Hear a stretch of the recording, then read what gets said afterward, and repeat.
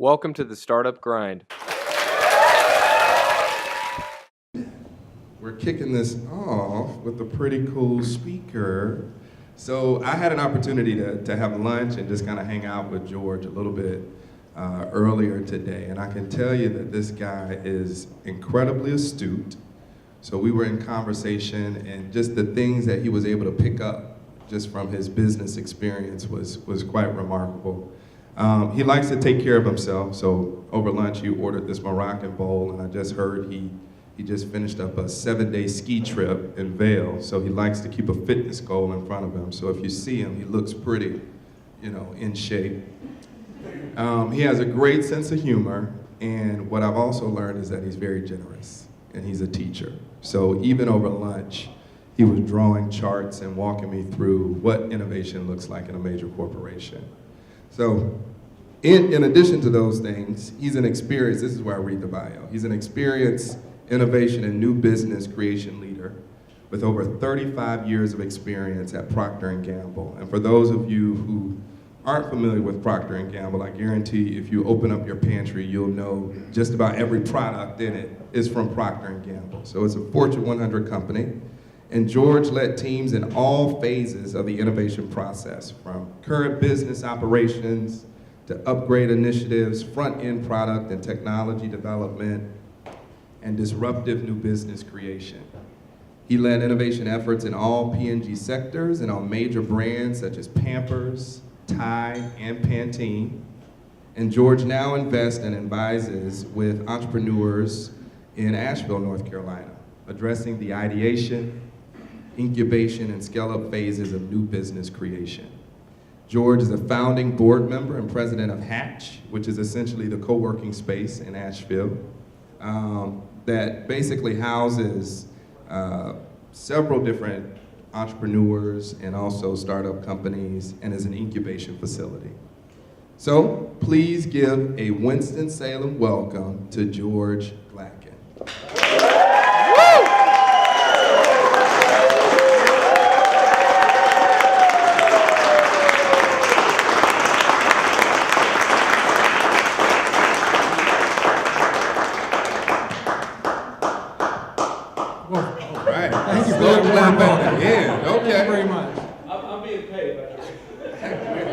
It's good to have a groupie in the audience. Well, welcome, George. I know that we're sort of on a tight timeline, so we'll have to dive right on in. One of the ways that we like to start is with how our guest's entrepreneurial journey started.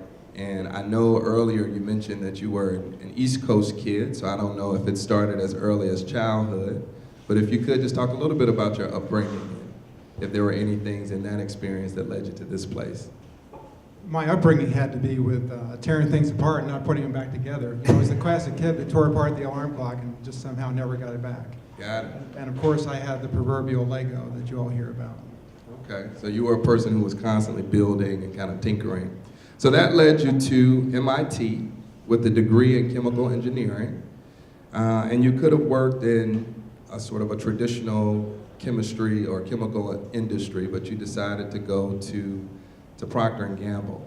Why that path? So has anybody been to a big chemical plant? Distillation columns, smoke, and yeah. These are the things when you drive up and down I-95 in New Jersey, they smell to high heaven. And I went to this little soap company in Cincinnati, and they were doing all these amazing things to make consumers' lives better. We talked about touching lives and improving life. And I thought that was just way more cool than distillation columns. Fun fact about Procter & Gamble, I read this on Wikipedia. So in the 1930s, when the radio shows were talking about operas, so Procter & Gamble sponsored some of these radio shows, and that's how we got the term soap operas. So fun and interesting fact. True fact. Yeah. So that got you started on a 35-year career with a consumer product giant. Now tell us about your early days there and how it led to your leadership of the innovation teams and some of their processes. Yeah, I was an East Coast guy, so the thought of going to Cincinnati was a little bit boring, if you might say. So I expected to spend 2 years in Cincinnati and then get the you-know-what out of there, and that turned into 35 years because it was a great career. But when I started at Procter & Gamble, I had the fortune of working in the international division, And we were tasked with taking the company's technology that had worked in the United States and somehow get it out to the overseas market. And I was assigned to the Japan market and to try to get the disposable diapers that had worked so well in the United States and everywhere else into the Japan market. And it just wasn't working. And we found out that Japanese mothers felt that diapers, the plastic diapers, were too occlusive in the very hot environment that is in Japan. They thought they were hot and stuffy. And this basically required us not to just transfer existing technology, but to create new technology for that specific market. And the idea we hatched, that was a funny thing I just said there. Get it. We have the hatch incubator now, sorry about that. The idea that we hatched was to create a breathable diaper. And the films were out there like Gore-Tex film. I'm sure you're all familiar with that. It's a very expensive film. It's great for a durable garment that you're not going to throw away. But there was nothing that was low tech, low cost, and disposable. And I basically had the opportunity to participate in creating an entirely new business, an entirely new line of disposable diaper films, breathable films, and totally new to the world. And the short of the story is we created the breathable diaper for Japan, we solved the hot and stuffy problem, and we held a 90% plus market share in Japan for decades. Wow. That was the first assignment. That was pretty cool. That is pretty cool and impressive, and actually led you down a pretty impressive path. From 2007 to 2012, you led Proctor Gamble's Innovation Ventures and Guides, and ended up overseeing more than 50 teams in building new organic businesses and created a business building playbook. That's pretty impressive. I mean, it's you. It's you. So what were some of the brands that you developed? And if you could just share some of the successes and failures and also some of the methods and tools that you used. Yeah, I think just as context, Procter & Gamble has made its business fame, its very successful financial legacy on some rather fundamental inventions that happened over time. And if you look all the way back to the 1940s, how many of you have ever heard of Tide laundry detergent? All right, we got almost everybody's hand there. That was actually put into the market in 1946, and that became a powerhouse brand for the company. It's like a $7 or $8 billion business right now, so it's huge. So that was good news in the 1940s. In the 1950s, Crest came along. In the 1960s, Pampers came along. We had Swiffer and Febreze and White Strips that came out in the 1990s. And when we finally got around to the 2000s, the cupboard was bare, and people were getting very nervous. And so it was our job to fill the pipeline again. And I think one of the fundamental building blocks of building a pipeline, just like an investor might not put all the eggs in one basket, you have to have a portfolio of investments. And we were tasked with creating a portfolio with some of the things that were close to the core and some of the things that were very distant from the core. And having that portfolio gave us a chance to balance the risk across a whole bunch of different sectors, a whole bunch of different product forms, a whole bunch of different markets. And I think the thing that really helped is we did not limit ourselves to just looking inside the four walls of the company. We went outside the company to the best and brightest in the world. And Clayton Christensen, for example, of disruption in Harvard Business School is an example of someone we reached out to. And I think if the portfolio was the what, having disruptive guides inside Procter & Gamble was the how. We realized that we had gotten very incremental. Some of our best technologists and some of our brightest innovators were very incremental in their thinking. We actually had to jumpstart that thinking by bringing disruption in-house. And I think no knock to any consultants, and I'm a consultant some of the time as well. If you bring in a consultant, they typically take your watch and make you ask them to tell you what time it is. Or they leave you, they come in and they give you a seminar and then they just leave you a playbook and go. And that just wasn't going to cut it for us. And so we actually created disruptive guides in-house who trained up with the best minds like a Clayton Christensen, and then stayed in-house and actually did what we call deployment, where we had people who would do projects and work over 90 days, 6 months, a year, and build the new muscle that's required for innovation. So that was very important. And I think there's a lot to unpack here. I think if you look at things that are new to the world, and you ask people, well, do you like this thing? Most of the time people will feel a little bit sorry for you and they'll say, yeah, I love that. That's a really cool widget you just designed. But there's a different question to ask. And the question is, would you buy that? And not even would you buy that, to say, please buy that or not. And we ran these things called selling experiments where real cash was exchanged. And I think some of the trepidation with this was, if you have an MVP, a minimum viable prototype, it's going to have some rough edges, and people will say, well, that's not good enough to sell. But quite honestly, what we found is the sooner you try to sell something, even with rough edges, the richer the feedback. And you actually get the added benefit of people exchanging hard cash. And you know you've gotten share of wallet when something like that happens. So you also talk a little bit about what counts factors as yeah. an important method and tool. You want to share some of that? Yeah, I think that's a really good point. A lot of time, if you're running a current business model, the rules, the business rules, are what works in the current business. But it's not necessarily what would work for the new business. And the four things we always looked for is the end user delighted with this new experience you're providing? Is the solution obvious? Where they say, oh yeah, that just makes a lot of sense. And then for us, as the company, can we own this, either through IP, through strategic partnerships, through branding? And then the fourth point, of course, is can you sell it or not? And I think this is not just sell it, but it's sell it at an attractive margin so that the company makes the type of return on the investment. So the what counts factor in the context of selling experiments with disruptive guides, using a portfolio, I mean, it's as simple as that. I mean, those are great strategies. One of the things that I'm thinking about is, I'm sure you don't get to those ahas overnight. What were some of the failures or some of the successes that contributed to these sort of rising to the top?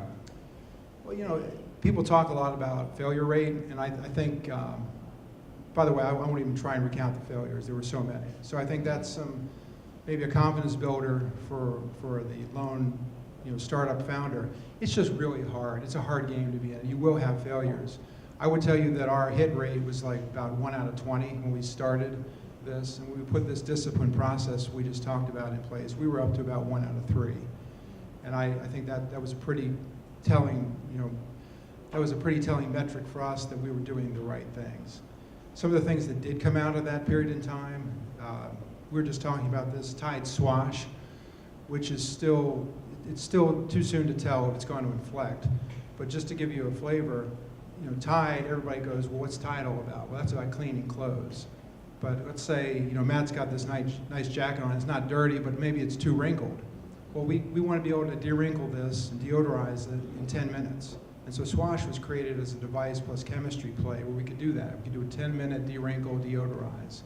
And I think that's pretty revolutionary, not just cleaning.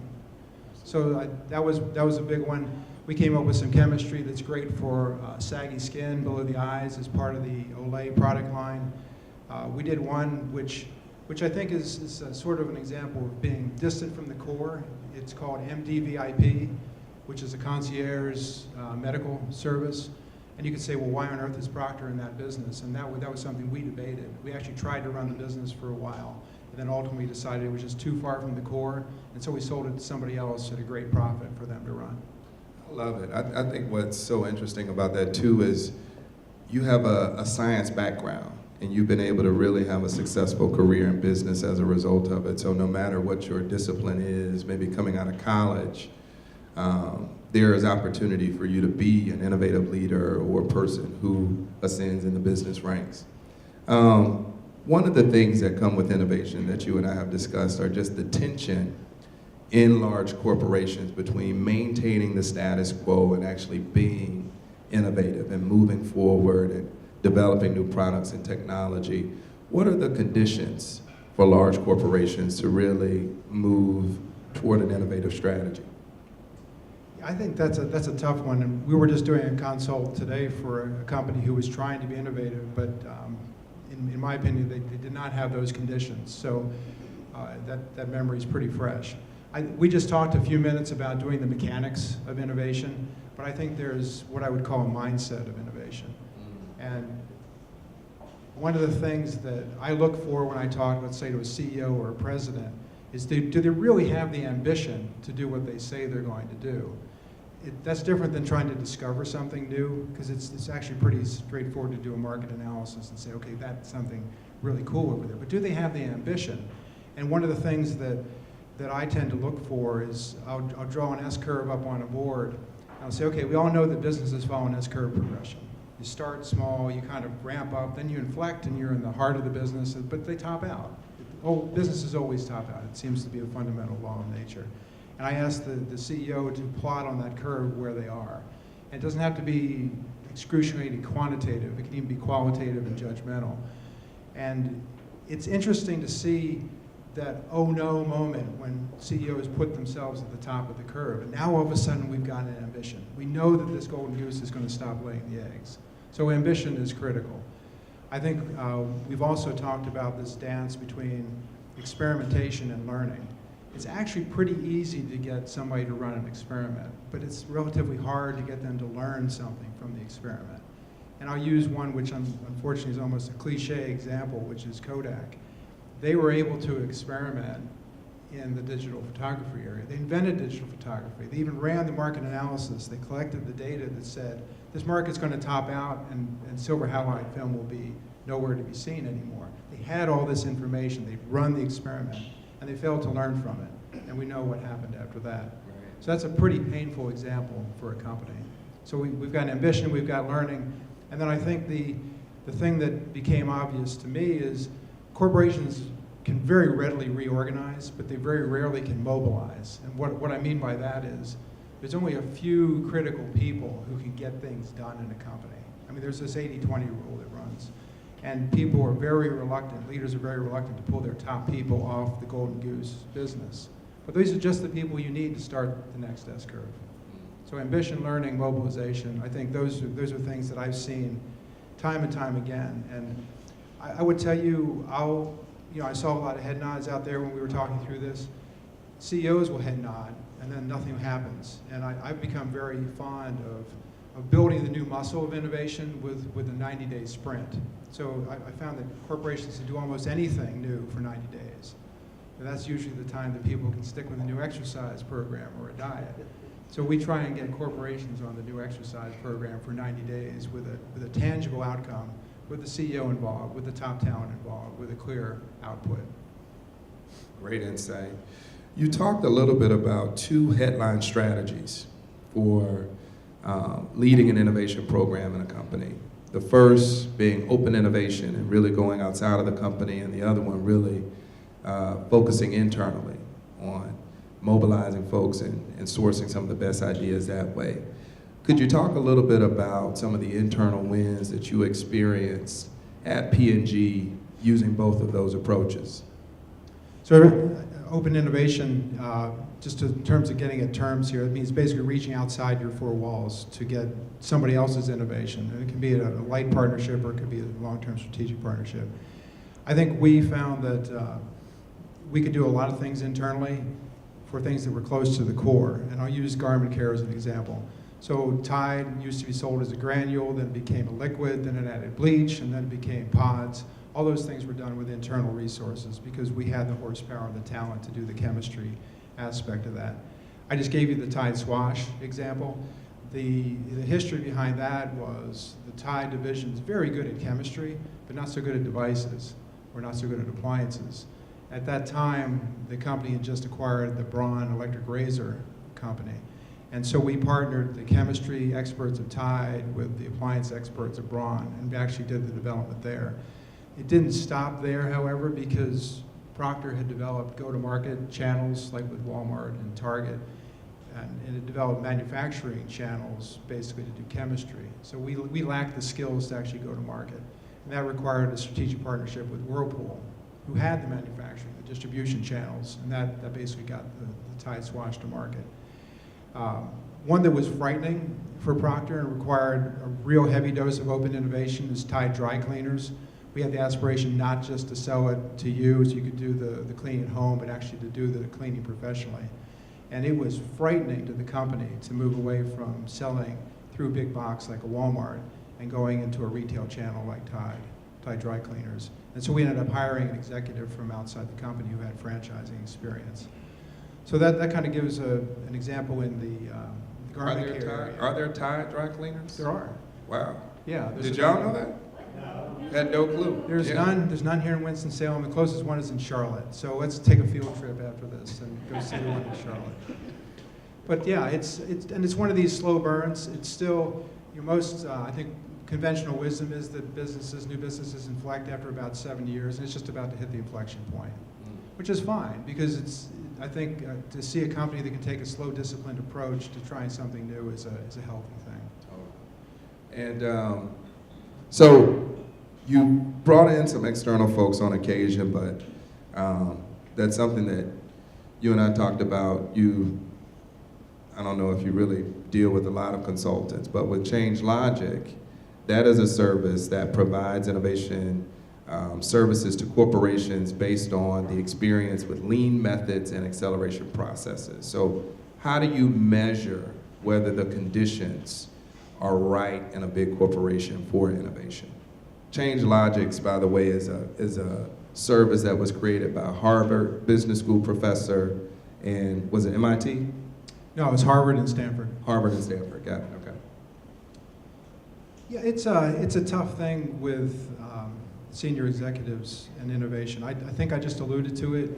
Typically, the conversation will go like, yeah, we're all in. We want to do this innovation. And then the CEO is leading the charge up the hill and turns around and nobody's there. So I do think the ability of a senior leader to actually assemble and mobilize a team and do a 90-day sprint, I think that's a very telling first sign as to whether this is going to go well or not. Because if they can't do that, I think it's pretty much game over. I do think there's another angle to this, which is, I would say, innovating smart. Because there's a lot of best practices, and we've touched on a lot of them, so I won't repeat it. But if I see a company that can't even do some of these best practices like MVPs and business model canvases and selling experiments, I think it's also game over. So there's two procedural things which get back to the three-legged stool of innovation, if you will, which is the ambition and the learning and the mobilization. Well, you talk a little bit about corporate antibodies and as being hindrances to a culture of innovation. You want to describe what those are for folks? So coming from a science background, I think is really interesting. I mean, a corporate antibody is, you'll hear things like, well, we don't do it that way, or that's not the way we always do it. You can hear it on both sides of the equation.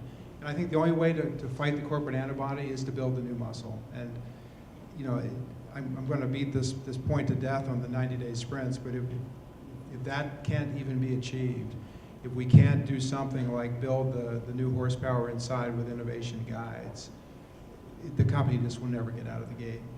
It won't kill the antibodies. Noted.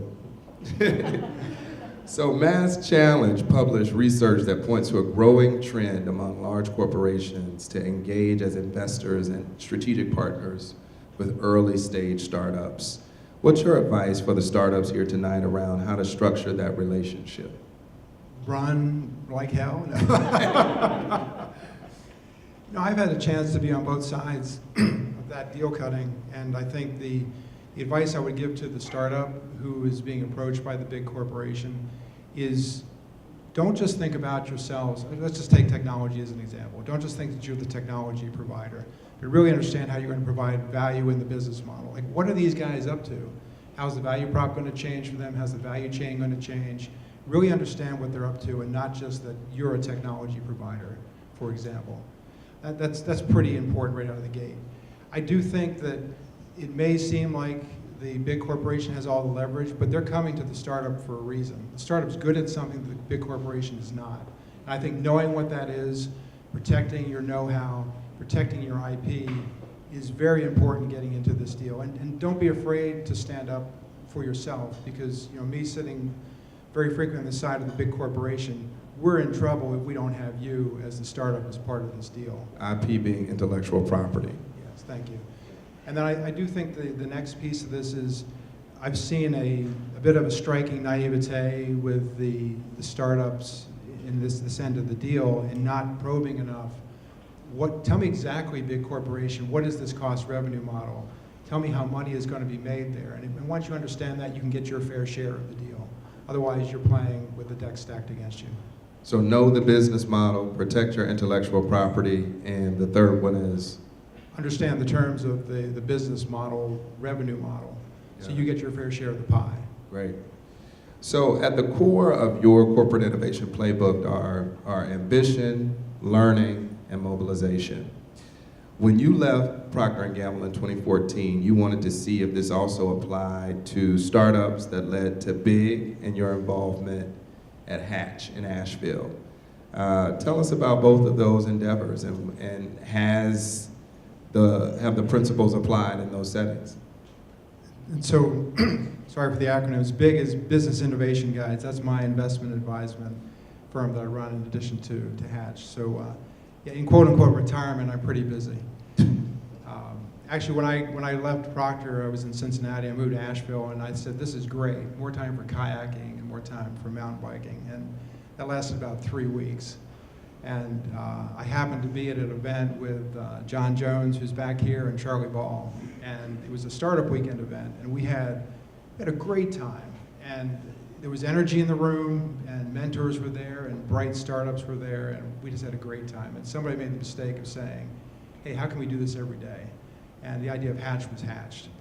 And yeah, that was 3 years ago at this point. So time's flying on that one. Do you all want to raise your hands? So we have some folks from Hatch in the room.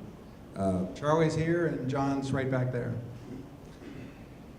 And I would tell you that we've kind of beaten the drum on ambition, learning, and mobilization. These things work for startups, and I don't think that was a surprise to anybody. I think that big companies just are starting big, and startups are starting small, but they each have the challenges in their own unique way with these things. What I have observed, and the counsel I would give to startups, is you'll hear the phrase like, we'll just keep on pivoting until we get it right. And I think that's a mistake. Because some of the things that we've talked about here in terms of using what I call some simple tools for disciplined critical thinking. I mean, let's just think ahead a little bit before we go and pivot like crazy. And we've talked about some of these tools. The very act of creating a minimum viable prototype, that forces you to put your criteria, your success criteria into reality. It makes it real. We've talked to death, hopefully at this point, about selling experiments and the need to sell rather than just ask people what they think. I think that's a big one. And then there's plenty of business model canvases that are out there. They weren't available to me when I started in this innovation game. There's plenty of them out there. And there's variants within them, but I think the basic theme is it forces you to think about your value. It forces you to think about your value chain and your value capture. It forces you to think about the cost revenue model. And hopefully it forces you to think about your strategic control. Like, how are you going to keep control of this thing that you've just built, this wonderful child of yours that you just brought into the world. So I would say, please use some tools, whatever your favorite is, for some disciplined critical thinking, and it'll save you a lot of anguish. So moral of the story is the big principles that you apply to corporations also apply in startup, right? So if you were to give a new co-founder team advice about what to focus on in inception or growth, in the growth stage, what would be your top 3 priorities? Okay, so you've heard all these. So repetition is supposed to be key for imprinting. I think the what counts factors are very important. If you can't find the delight, if the solution's not obvious, if it's not ownable, if it's not sellable, meaning sellable at a great gross margin, don't do it. I think this is too hard.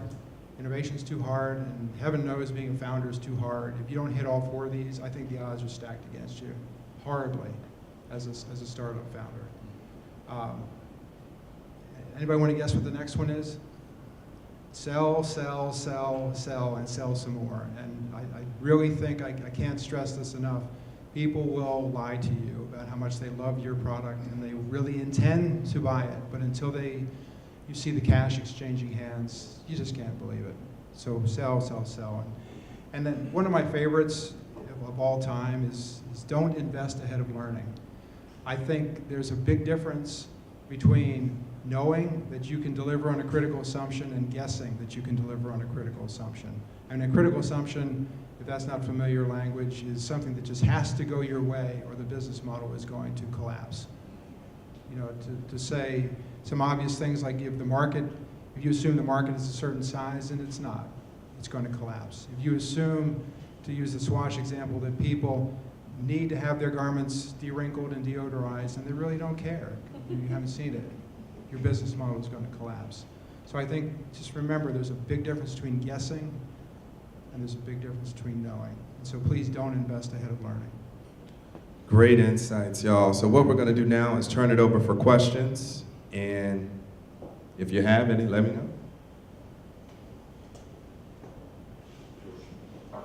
You might be able to hear me, but you said you evolved from like a 1 to 20 hit rate to 1 to 3. So use the mic so we can pick it up on film. Very good. You mentioned earlier of a evolution from a hit ratio of 1 to 20 versus leading to 1 to 3. What pared that down? How do you make that leap? That's pretty significant. I think we quit investing ahead of learning. We sold like crazy. We got clear on the what counts factors. I mean, it was, I say to startups, please get more disciplined. We got more disciplined inside. And I think the difference between a startup founder and a big corporate executive is the startup founder's never done it, so they didn't have to forget how to do it. The problem when I rattled off all those wins that P&G had, somebody asked those questions and had that discipline when Tide was first rolled out. Someone did it for Crest, someone did it for Pampers. And I think the half-life of memory, and best practices for starting something new is pretty short in a big corporation. So we just had to remember what we'd forgotten. Pass it down here. I have a question in regards to how startups can learn from corporations in terms of team building. Oftentimes in the beginning, it's just you, right? You're a solopreneur and you're doing all the things, and to grow, you need to add to your team, but the funds available is incomparable to what a corporation might have. What would you say, I mean, maybe it depends on the industry, but what would you say are priorities to start to delegate or build your team? I don't think this one's a cliche, but I tend to look for, when I'm doing an investment, so that's a way to answer your question, I tend to look for a founder with business savvy and a founder with the tech savvy. And if you don't have that as a startup, I think it's very difficult. The next person who seems to be missing from the equation is someone who can sell. And that gets you something of value, and that gets you market traction. And it gets you a solid business model. So that might be a way to think about it. Those three, I think, without overgeneralizing, are pretty valuable to have. So what led you to leave P&G if it was so great and you were leading teams and doing all these cool things? What, you don't think 35 years was enough doing one thing? No. If you were, I don't know, at your point in your ascension of responsibilities and titles, et cetera, you might have reached the point where it could be, really dramatic change to the company, but also for your own return. You're asking a real soul-searching question. I think I had done everything I set out to do with Proctor after 35 years, in all honesty. And I think being a guy who just wants to make a dent in the universe, so to speak, I saw a ton of potential to take everything I had learned over 35 years and redeploy it. And to me, I didn't know exactly how I was going to redeploy it, but getting into the startup world, looking back over this over 3 years seems so obvious in hindsight.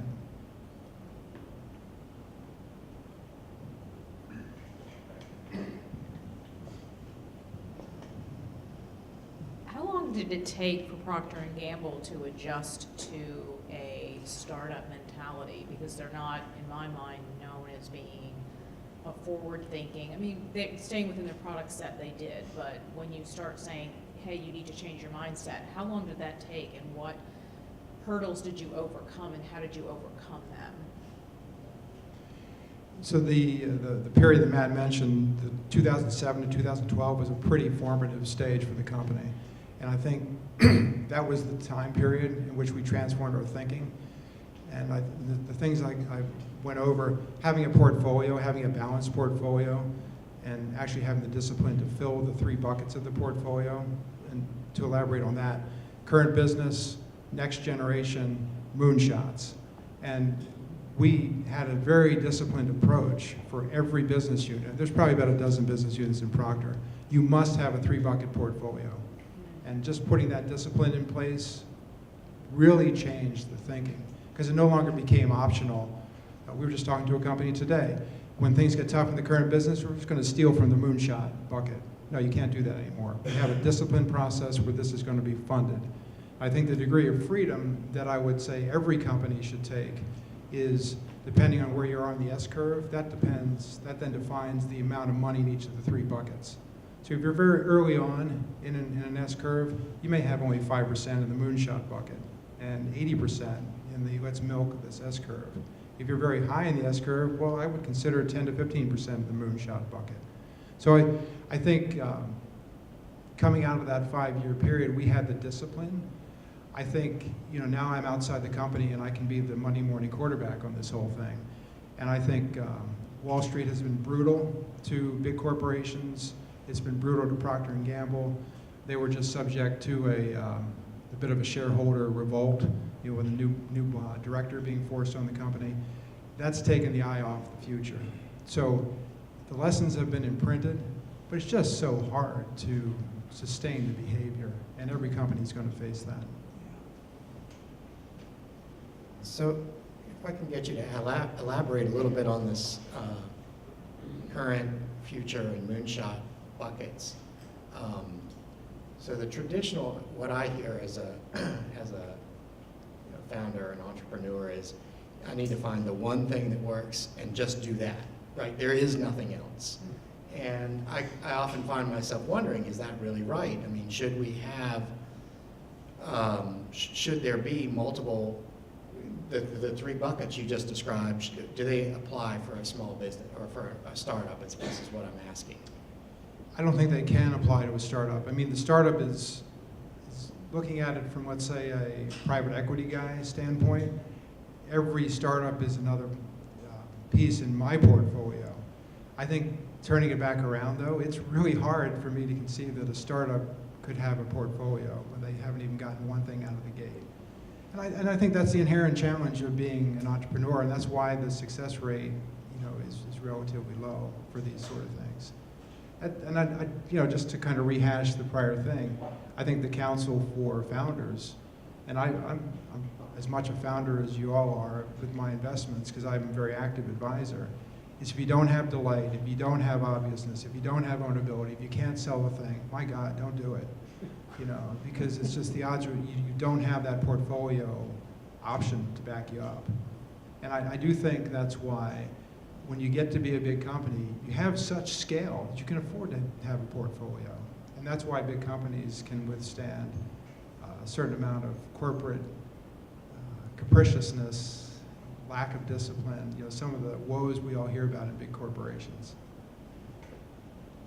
One more question. 2 more, you have Peter, he is, I guess, organized privilege. You talked about the innovation guide as a key role to facilitate ideas and growth and building traction. We have a company that is fundamentally selling innovation or disruption in the current healthcare business model. And one of the challenges I find is you need to create enough vision to get excitement that there's worth change or change is worthwhile, but you have to come back into that 90-day sprint to make progress. Is there a way to navigate between those that you've learned from your process to create almost a contract or a buy-in from your client that gives you both vision and pragmatic progress? Yes.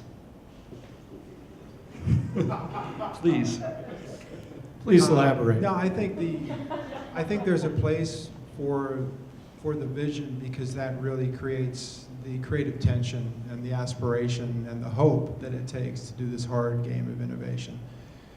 What we got good at, and what I try to practice today, is let's see if we cannot embody the experience we're trying to create for the end user.